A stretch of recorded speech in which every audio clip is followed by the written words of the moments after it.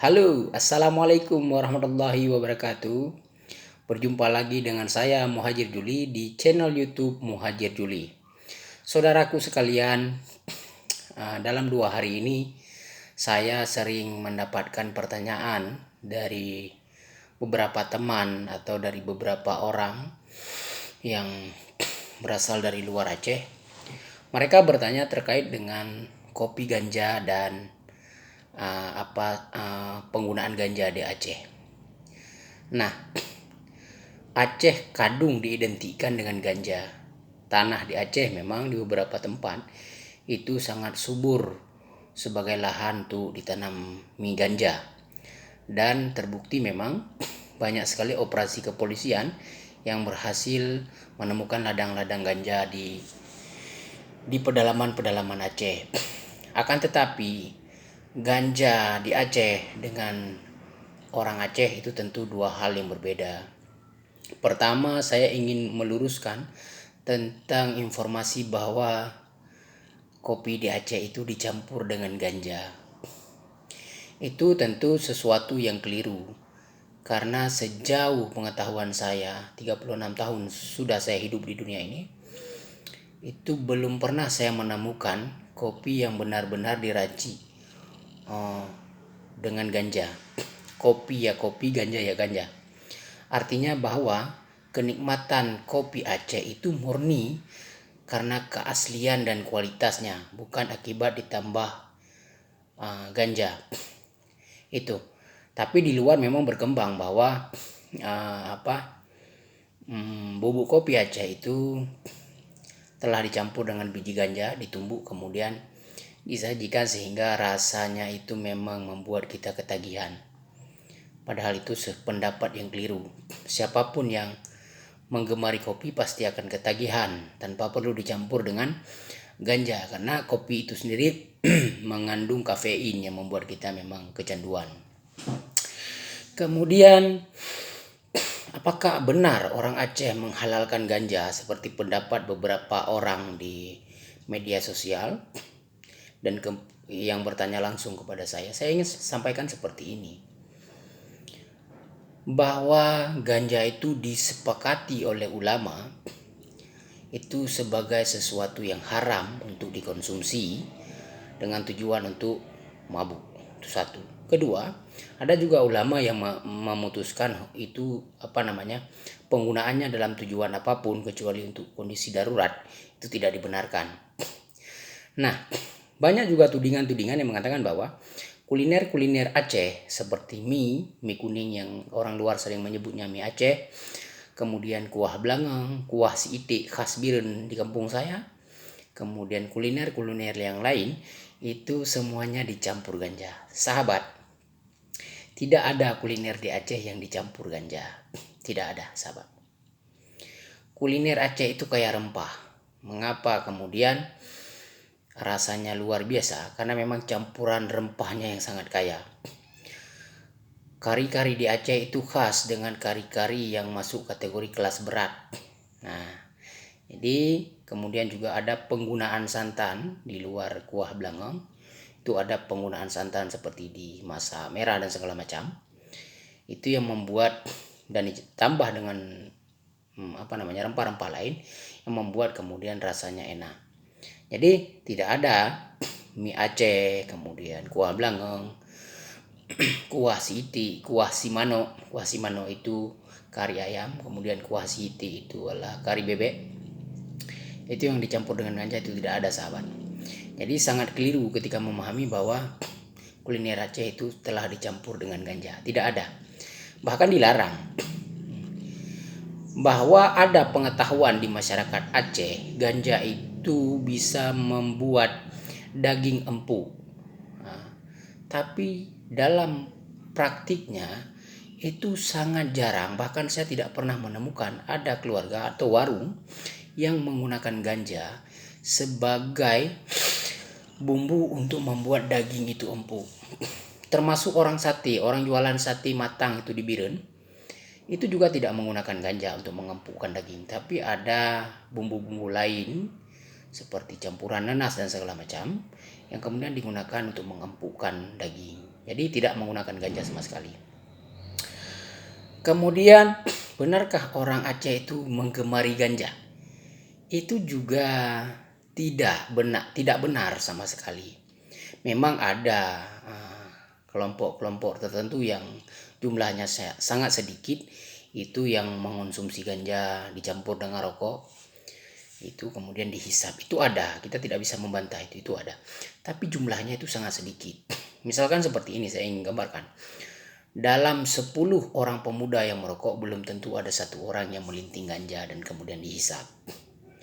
Nah, jadi lalu kemana ganja-ganja yang banyak itu, yang sering sekali dimuat di media, ladangnya ditemukan, dijual, tapi saya tidak tahu dijual kemana. Tapi yang pasti itu bukan pekerjaan umum orang Aceh. Orang Aceh sama seperti orang di belahan dunia yang lain, sama seperti muslim di belahan dunia yang lain yang tetap melaksanakan praktik-praktik ekonominya, kemudian kulinernya itu dengan menjaga nilai-nilai, termasuk itu nilai kehalalan dan nilai kebaikan. Intinya seperti ini. Ada yang halal tapi tidak baik. Misalkan ketika kita menikmati jeroan binatang yang halal dikonsumsi. Halal memang, tapi itu tidak baik bagi kesehatan. Demikian juga terkait dengan ganja. Dalam kategori tertentu mungkin ganja dibenarkan digunakan, tapi orang Aceh tidak menggunakannya. Nah, dulu pohon-pohon ganja itu ditanam oleh orang Aceh itu dulu sekali ya, sebelum itu menjadi sesuatu yang dilarang, ditanam itu di perkebunan cabai. Kenapa? Karena ternyata batang-batang ganja hidup itu sangat bagus sebagai media untuk menyerap hama yang menyerang pohon-pohon cabai. Sehingga di masa tersebut nyaris tidak pernah terdengar adanya gagal panen cabai. Tapi kemudian akibat dari peraturan pemerintah yang kemudian menggolongkan ganja sebagai salah satu narkotika dan terlarang, kemudian penggunaannya tidak lagi dilakukan di dunia pertanian Aceh. Jadi berhentilah berpikir bahwa kopi Aceh itu dicampur ganja, mie Aceh itu dicampur ganja, kuliner Aceh yang lain juga dicampur ganja. Tidak ada, sahabat. Kalau memang sahabat ragu dengan penjelasan saya, silahkan ke Aceh, pilih warung mana saja sesuka kamu, atau minum kopi di mana saja. Apakah ada ganja atau tidak? Saya pastikan tidak ada. Karena penggunaan ganja sendiri di masyarakat Aceh itu menjadi sesuatu yang aib.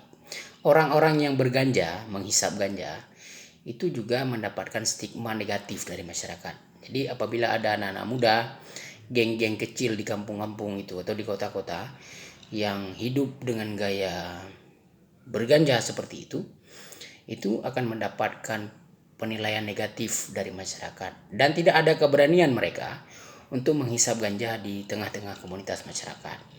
Bilapun mereka ingin berganja, itu akan mencari tempat-tempat sepi, di tempat-tempat gelap.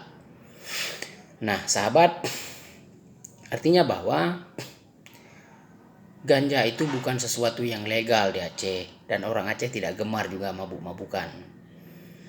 Bahwa kemudian ada juga komunitas-komunitas tertentu yang jumlahnya sangat sedikit itu melenceng dari aturan agama dan negara, itu di belahan bumi manapun pasti ada.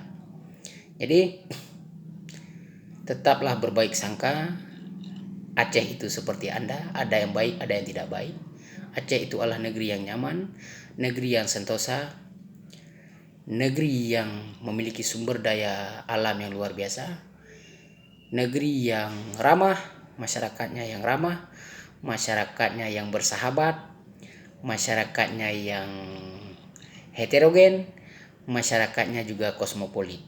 Pengalaman Aceh hidup dalam kondisi kosmopolit itu bukan pengalaman baru, tapi pengalaman yang sudah berusia ratusan tahun sejak kami masih menjadi sebuah entitas bangsa berdaulat di dunia. Jadi kosmopolitnya Aceh bukan sesuatu yang baru, bukan sesuatu yang dibuat-buat, tapi memang telah terbentuk secara alamiah sejak ratusan tahun yang lalu. Sahabat sekalian, mulai hari ini berhentilah berpikir bahwa orang Aceh itu mabuk ganja, orang Aceh mabuk-mabukan dengan ganja. Itu tidak benar, sahabat. Mari datang ke Aceh, kunjungi Aceh, bertemanlah dengan orang Aceh. Nanti Anda akan mengetahui bahwa orang Aceh itu ada juga yang lucu. Orang Aceh itu asyik, orang Aceh itu bersahabat, orang Aceh itu santai. Orang Aceh memang tidak memiliki latar belakang berbicara lemah lembut sekali, tidak. Bicaranya orang Aceh biasanya ceplas-ceplos. Tetapi ingat bahwa dialek berbahasa itu bukan sesuatu yang dibuat-buat. Dan sebuah bangsa tidak bisa diukur dari bagaimana dia berbahasa, karena itu adalah kekayaan yang dimiliki. Tidak mungkin sebuah komunitas bisa sama nilainya dengan komunitas yang lain. Berhentilah mengukur komunitas lain dengan alat ukur kita. Mari melihat Aceh dengan cara Aceh, dengan nilainya Aceh, dengan keyakinannya orang Aceh. Sahabat, demikian penjelasan dari saya. Saya Muhajir Juli, putra Aceh yang lahir di Aceh dan besar di Aceh. Akhirul kalam, assalamualaikum warahmatullahi wabarakatuh.